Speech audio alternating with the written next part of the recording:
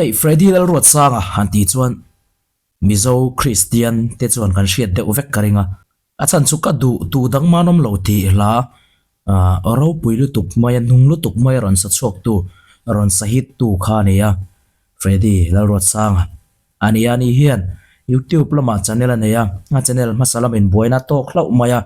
tuna hian channel tharan nei len ya Freddy Pacho production ti na inda description a hian a link kan da ngai lo ven sak ve ve ka ngai lo va subscribe ve ve don ya ti chon tu tuma hian Davita thina chungcha thina puala an la phua kha a thuk siam in ani hian ron sata he kan enanga tin soi zui deu hat bo rok te po arona ma chung te chu kan en ho turanga yang o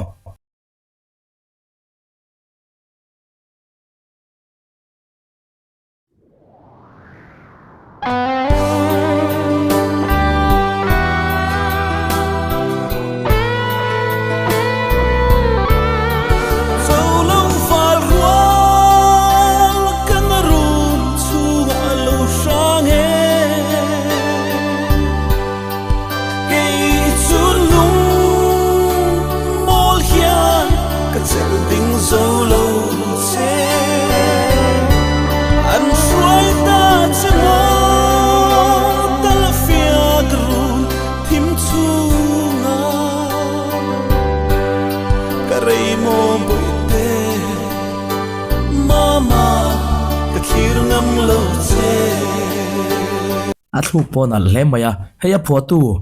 ani mera tuna abulami hi Freddy abulami hi cholo uval rual kan run chunga tian ya photu hi kelarin oma ani ya music and records hi Isaac Home Studio ani ya tichuan ala thu chu kan thia kha she thiam har sa ni lem lawa David anu chan angaron chanin an run chunga khamit mi votu turte patling rual rong kala ti chon an hruaya vuak na tur hmuna boite ka thlir ngam lo che tin aron soya aron phua lungrun khop mai tin a thluk pon akeng thavi win ka ria ti chuan ala thu po afia thake kok viawa athun ngai thlango kanu min chan ro ti in min a mo pin la ya cha reido mange van khopui mo ya min lo ngak reng la thiam chain la pa pa kan la lengang athunon hi arun thakop maya anu din mun tur chiang takin kanu min chanro ti min ahumo thinlaya chamrei don mange anu din mun tur anu din mun fatena natuar top maya anu lokan bora zui tale ngale nia theito pat natuara anu awlai khanu benga chona chamrei don hle maya khakaron phochuak chiang viau maya tin nei Freddy hi alola zai thiam khop maya ololat di khop maya tam tak zai thiam hi chon han re wang hian an o hian enge modi klo hi om to thina titia amara joi Freddy chu hun rei tak nuwa po ala zai nung thakop maya tin o that je te po kan la sha thei zai moi tak zo fa te tan matian aron da chuak le ta nia alomom khop mai hemi bik phe hi chon hei Mizoram bina kan ngai event ron ania tianga hla arun tak mai ron sa chuak khi o ne point me ngoi mai ne boite ikha phanga ro chuan min ti re lom le sa don solovin pui thiam rum chunga thutin tia min mang ang rol to kachwa ma se mo chun riang te sira min no le kanu min chan ro ti in min a mo pastor ina avakal chungchang te po anu chana changa ni zel kan ti khan nu point of view atang chuan puithiam run chunga thu sang sang tiamin thei topin amaro chu sira amin hnol hei hi na soi to kha enga po chu lo ni ta se hei chu anu tong ka chuak le anu mu dan anu ngai dan anu point of view atanga he hlai ron puak ron piang chuak ani kan ti to kha chuan hei chu ani dan tur ani Thin laya acha reido mange fan khopui mo ya min lo ngak reng la thiam changin la pa pa kan la le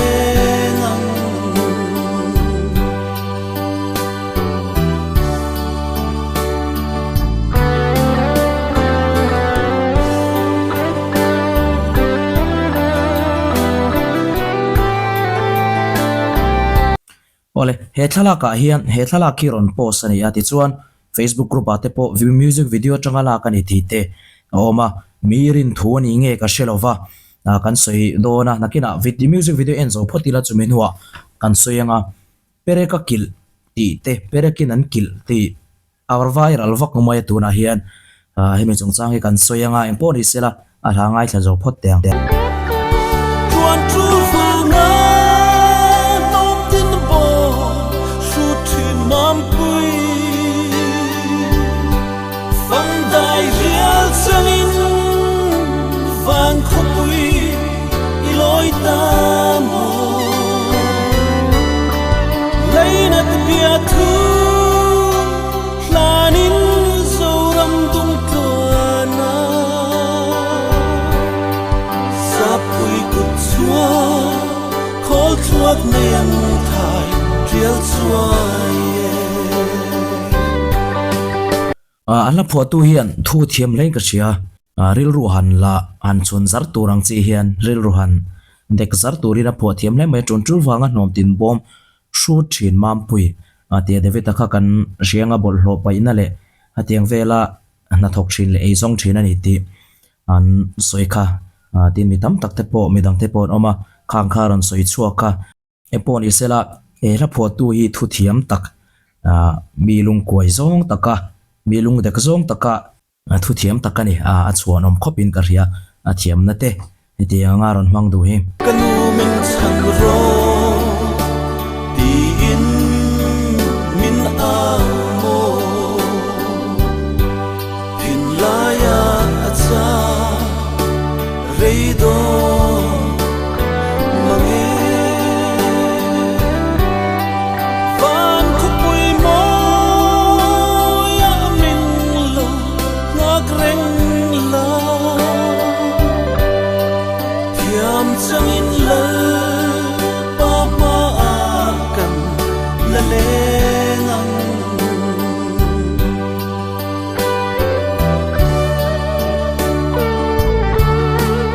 O ka sai bung don tuai en chim lo mam pui kan tua ra van pui lo chim ko la ngui su Eng tin chuan dam chu hun mang ta imo Kwanun kan chung la thla zarin min om rose Kanu min chan ro Ti in min a mo Thin laya acha Reido mange Fan khopui mo ya min lo ngak reng la Thiam changin la pa pa kan la le ngang Thiam changin la pa pa kan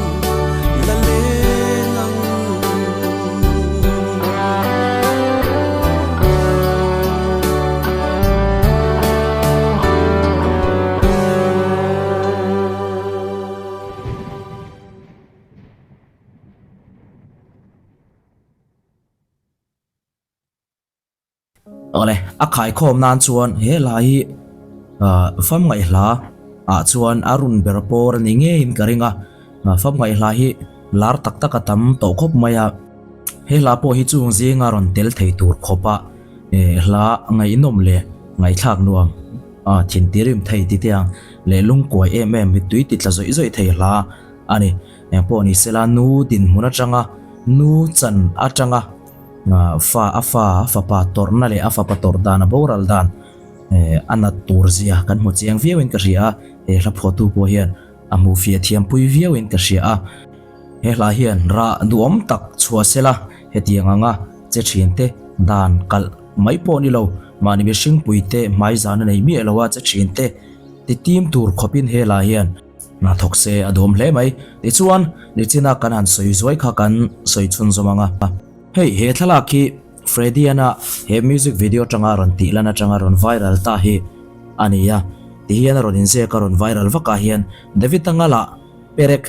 siam zum tepo an lo kheng lut vei chat ta ni me himo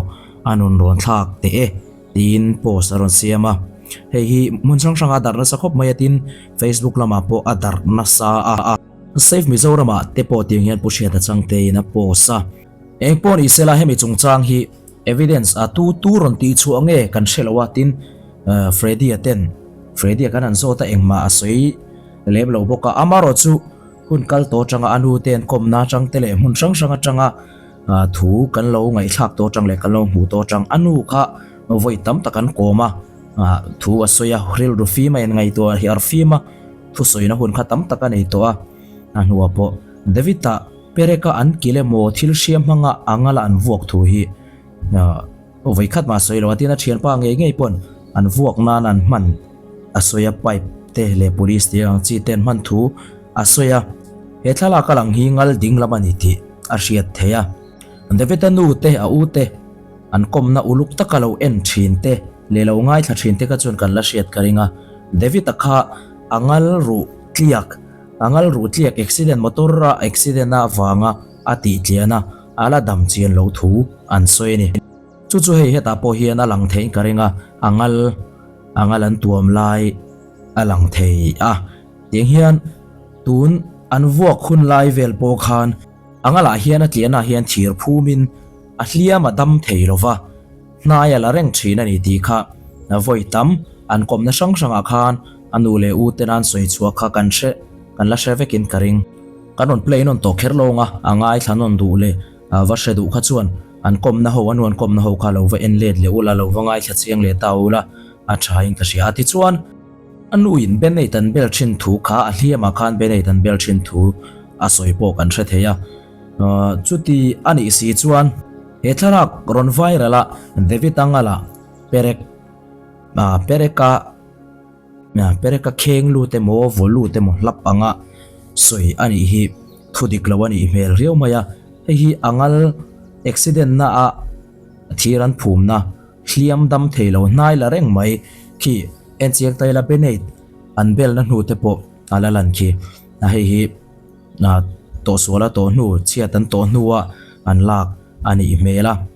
tin anu khan an kom na khan David angal pan na David angal thir phum nai la reng mai po angal na ngei po an vuwa na ti lu tuk thu asoi kha dawangai thlare taw lai ria the zel karing heng ka thu soi ho hi chuwang chuan David angal hi tiang hian hliam tur sa na sa nai la reng le hliam tur sa reng in om ti kha kan hrianga chuwang chuan he thil bi khi chu thu bel chian do lo ron viral ang ka ti hle maya anu voi taman koma tin angal na an vuak ngei thu po soya angal hliama tina u pon soya tina chian pa ngei te pon an soya angal na thu te he thil bi khi chu kan uar lu tuk na lama kan ti lu tuk na lama kan phua bel ta em niang o ati thei ta nga chu wang chuan boilo na tur mi tam tak te kan boi phang ti a hlawm hle mai ka hria